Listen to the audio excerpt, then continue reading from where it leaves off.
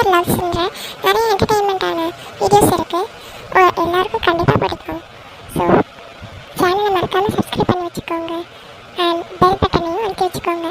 அப்போ தான் நாங்கள் போடுற எல்லா வீடியோஸோட நோட்டிஃபிகேஷன் உங்களுக்கு வரும். உங்களுக்கு கண்டிப்பாக நாங்கள் போடுற எல்லா வீடியோஸும் பிடிக்கும். ஸோ லைக்கும் பண்ணி வச்சுக்கோங்க. அப்புறம் மறக்காமல் உங்கள் ஃப்ரெண்ட்ஸ்க்கு ஷேரும் பண்ணிடுங்க.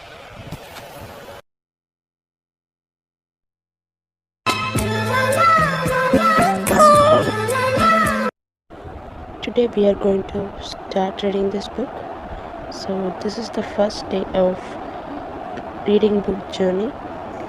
So as you saw, the book name is A Sweeping Look at Vedanta.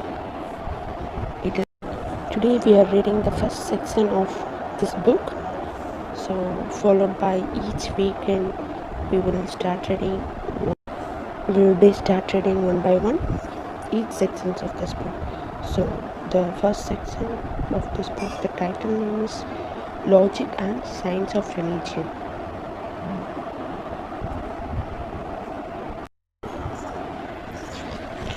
Logic and Science of the Religion. At the very outset, I must make it clear that I am not here to talk to you upon a set of brave truths discovered by myself. I have come here only to have the benefit of the mutual discussion with you, the students of university. I was once myself a student.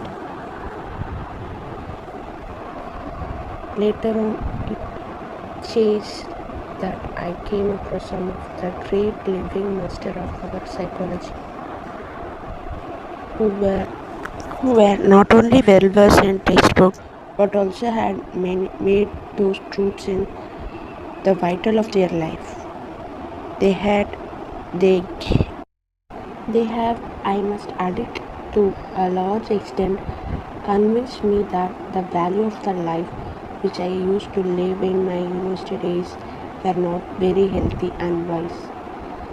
They not only robbed me of my old values but also gave me a new set of values to live by, a new set of thoughts to draw inspiration from. In short, they have revolutionized my life. At the same time, you may consider that I am not fully convinced. So I have come to you here seeking for the chance to discuss with you those ideas in a spirit of equality. Please do not consider these evenings as set of routine, usual lecture as speaker.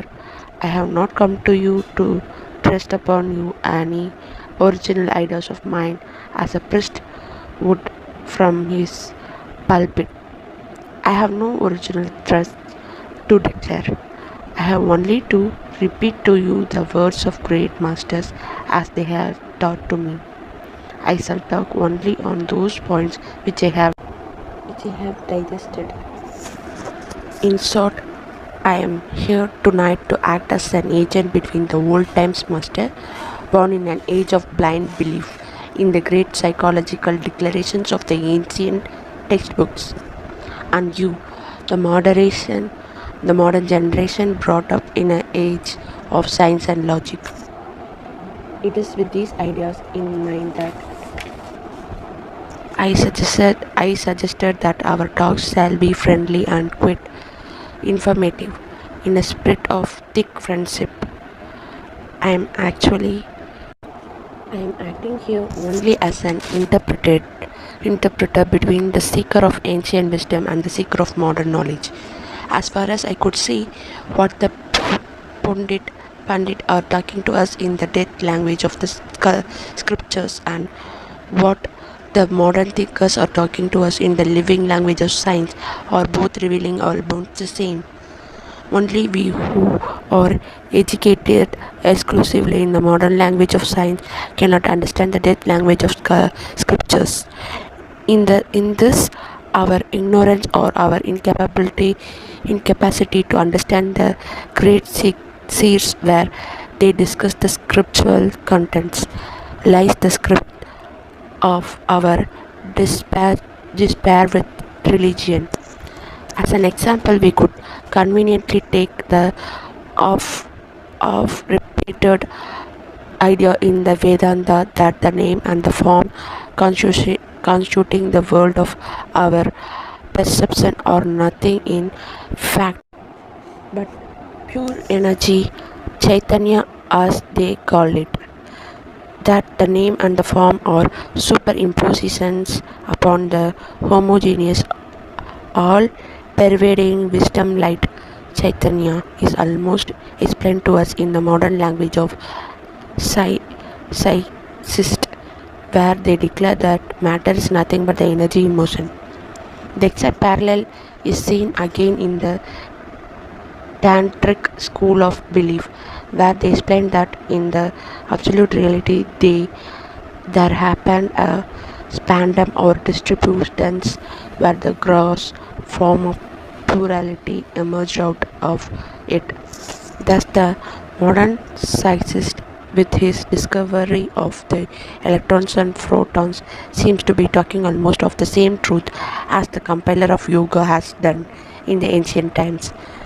Ever, even though there are thus many parallel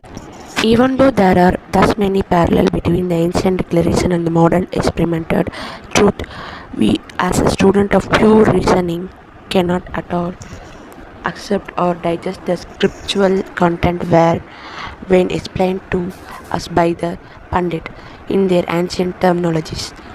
In the recent time, when we look back into the history of the growth and development of Vedanta, we find that the only one that could give some fill to our culture were those who had their education in the modern sense of terms. Thus, Vivekananda and Ramtirtha, both university men, could bring up a great enthusiasm for an renaissance in Veda because they could go back to the world after their personal experiments with these truths to explain them to their generation.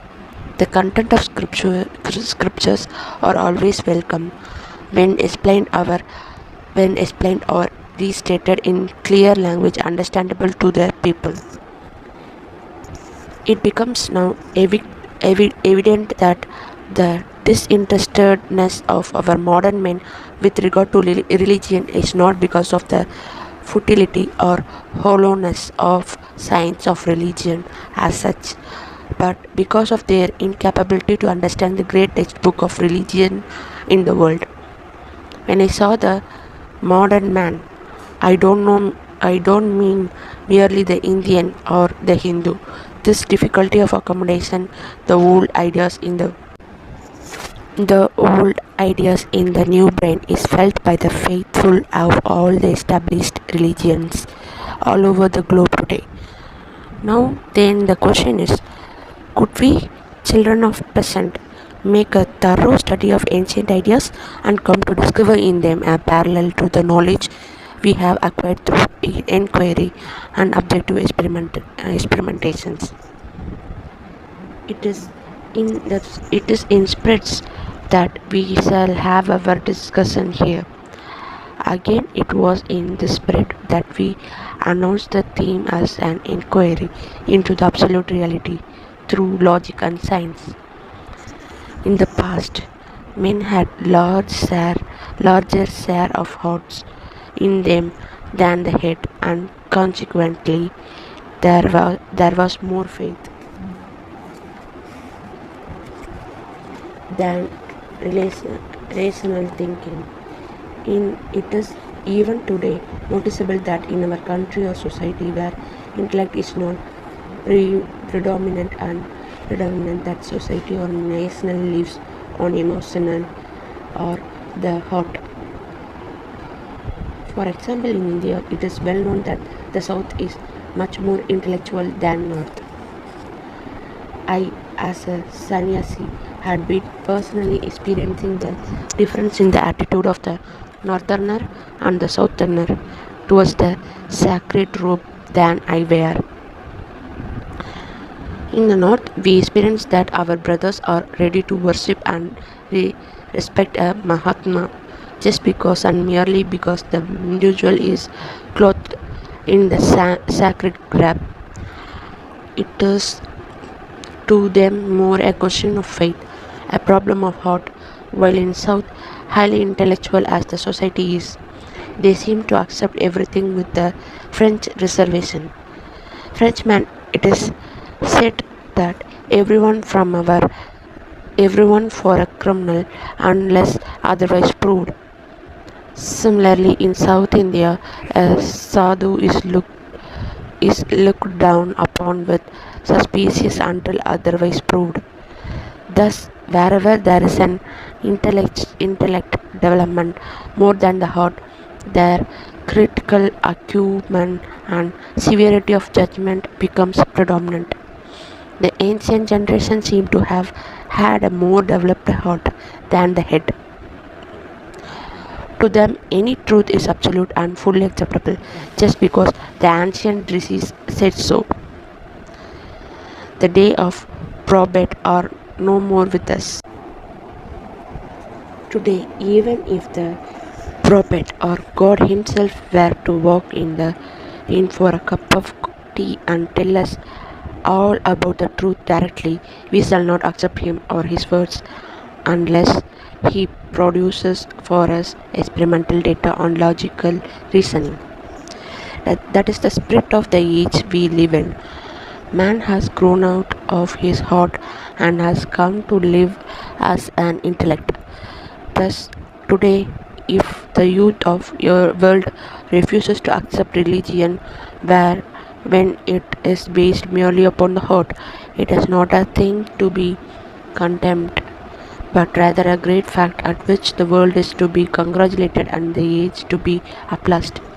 The present generation can accept the truth principle only when they are shown logic or the science of it. A child of day is trained in his educational to develop his intellect. He has grown a foreigner to language of the heart. He can understand and appreciate only the logic and reasoning of the intellect. Thus, by merely saying that there is a great critical power or divine goal, our generation is not going to accept it silently. Therefore, it is that we sit round together to discover whether the unambitious declarations of the great seers of the world and their conclusions upon the great power behind the creation process had any logic or science behind them. This is the spirit that will pervade all our discussions. Just as I said in the beginning, let us now behave as the usual audience in any lecture hall where some learned lecturer comes to put some of his own ideas down our throats. I would request you all to take a careful note of all points raised here so that at the end of each day's talk, you all can freely raise your doubts, which we shall then try to trace out between us. Wherever I find it difficult to answer your problem, I shall just declare my inability and we both shall together ransack the great treasure of wisdom in the scriptural world to find the solution for our riddles. In a spirit of inquiry and research, let us approach the world of scriptures. I have been so long trying to explain the spirit in which we shall have our discussion, and accidentally I have also hinted at the subject matter. But why should a man hunt after the knowledge of greater reality, of greater power behind the obvious, the perceived, the experienced world of his sense? In fact, we find that there is no institution called religion among the animal. The necessity of religion, the urge of spiritual perfection, the call from the depth within ourselves is experienced only by man, and even here, it is not felt by all men. In every generation, it is inevitable that a thumping minority should feel a thirst for inquiring into this great reality. Why it is that a glorious and large minority alone comes to feel this great problem has been discussed exhaustively in our old textbook. The ancient intellect has had their own method of approach to their problems and they had their own explanations. I of I for one would not accept all their declarations regarding this without a critical study. But more readably acceptably me it seems to me is the explanations that Darwin had unconsciously left for us is in his own theory. He explained to us that life, though started in an accident, went on multiplying and developing into the various levels of evolutions to reach in its cumulative achievements in the thinking being called man. Thereafter, Darwin suddenly Darwin suddenly rockets up all his readers into an utopian joy with his optimistic promise that the evolution will still continue to accomplish itself in a generation of supermen. In the biologist Prophet be truth in his conclusion, though they are not very scientific, since the entire theory is made up of innumerable missing links. We have to accept that the ape or apeman somehow lost its tail and started daily saving to become the man of today. From the animal kingdom, thus evolution extended itself to flourish in the achievement of full grown man. But between the grown man and the animal, there again is evidently a transition period of growth wherein we find being of animalistic instinct in the form of men, behaving and acting as though they were no better than sheer animals. Separate types of men are not too rare in any generation. Many of them declare in their actions that they are not in any way better evolved than animals. Naturally, living through the equipments of animals, though men in their form, they can rise only to the value lived by animal kingdom, value of security, aptitudes, lusts, and patience. To the above mentioned type of people, religion can no directly and immediately appeal, passing probably many lives in the crushing agony provided by the vicissitude in life. Individuals slowly grow more and more polished and comes to the better development in their intellect and mind. To such a fully grown man of intellect, intelligence, and heart comes these staggering questions. From where did all this come? Why have they come? Where do they go? Where do they come and go? Is there a mission or a purpose in the life? And such other endless questions. To all such full grown members of generation, relation shows the goal and path. It is thus quite logical that we, the educated, should tonight sit round to the discussion among ourselves whether there is a great reality and if there is. Could we reach it through logic and science? Religion or psychologists have for them as their theme the explanation and argument to satisfy the above mentioned quite is in man, quest in man. There is no religion possible in the world without psychology.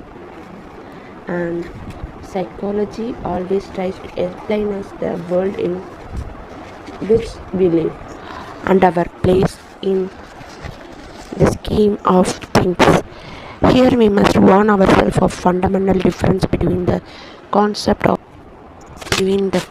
of psychology in the East and in the West.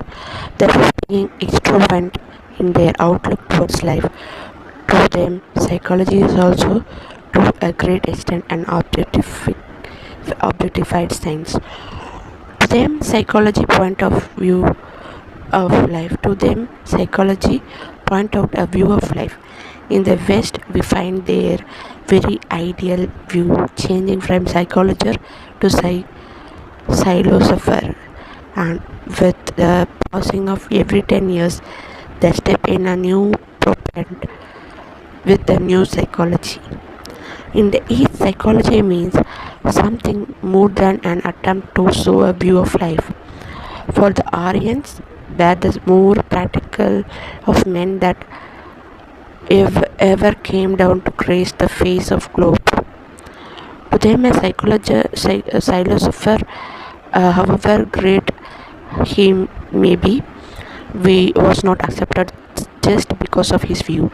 At the best, to them, such views were only poetry or literature. Aryans demanded that the ideas and the ideals pointed out by the philosopher should be practical, and so ever philosopher was compelled not only to paint a glorious picture of the ideal world, but also to paint a but also to give the topography and the route to it in all details. Thus, to the East, philosophy was not only view of life but a way of life as well. The philosophy point out a view of life can certainly be scientific, but it would lack the technique, and science without a technique is merely fable for children to read. Of all the religion of the world, I had learned Vedanta is perfect in this that it is not only a view of life but also a complete way of life. Vedanta is a scientific religion with a perfect technique explained exhaustively, adopting which everyone can slowly develop or evolve to react his view of life in perfection. Certainly, the material science seems to have helped a lot in the development of the state. But how far this marriage between the state and science has come to claim and demand peace and happiness is known to us all. In fact, it is if the measuring rod of success be the total happiness, we have to admit that science has miserably failed. The more or the scientific developments and the blessings of science, the more seems to be the chaos and confusion, the despair and sorrow in the state. It is this despair that is making even the West to turn back and look up to East for spiritual solace. The solution certainly lies with us. I feel from what I have learned and lived that the marriage between the science and the state can be guided from its present state of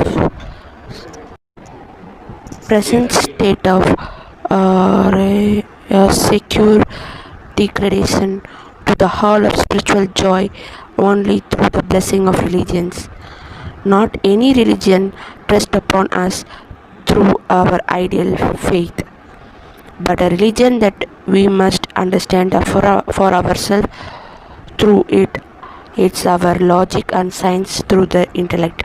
A religion at once convincing and practical. Does Vedanta satisfy these demands? We shall continue our inquiry. Part 1, Lesson 1 of A Sweeping Look at Vedanta is done by now. A Sweeping Look of Vedanta is written by Swami Chinmayananda.